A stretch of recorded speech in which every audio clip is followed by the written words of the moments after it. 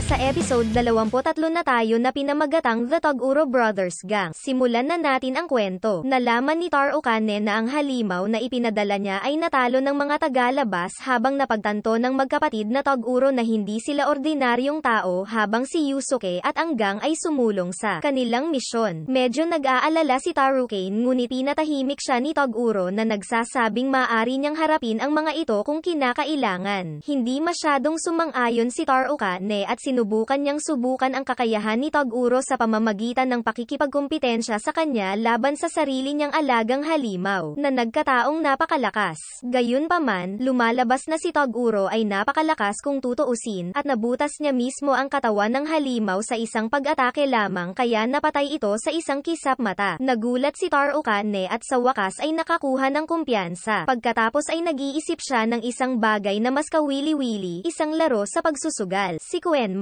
kasama ang kanyang tagapaglingkod na si George Sautom, ay nanonood sa paglalakbay ni Yusuke patungo sa mansyon ni Taro Kane nang biglang dumating si Kurama. Hindi na mahanap si Hiei pagkatapos niyang ihatid ang tape kay Yusuke. Iniisip ni Kurama na alam ni Hiei ang nilalaman ng tape at siya mismo ay gustong iligtas ang sarili niyang kapatid. Pagkatapos ay makikita si Hiei na tumetalon mula sa isang puno patungo sa puno na may sobrang bilis patungo sa mansyon ni Taro Kane nang hindi napapansin ni Yusuke at ng iba pa. Nang maglaon, ipinatawag ni Taro Kane ang ilan sa kanyang mga kasosyo sa negosyo mula sa Black Club at nagpasyang magsimula ng laro sa pagsusugal. Alam niya na ang mga tagalabas na sinusubukang salakayin ang kanyang lugar ay may ilang uri ng mga espesyal na kapangyarihan. Sinabi ni Toguro kay Taro Kane na natalo ng mga tagalabas na ito ang makapangyarihang mga demonyo tulad ni Narando at Suzako, kaya minanipula niya ang laro sa pagsusugal sa kanyang kalamangan. Ang kanyang unang postahan ay ang 12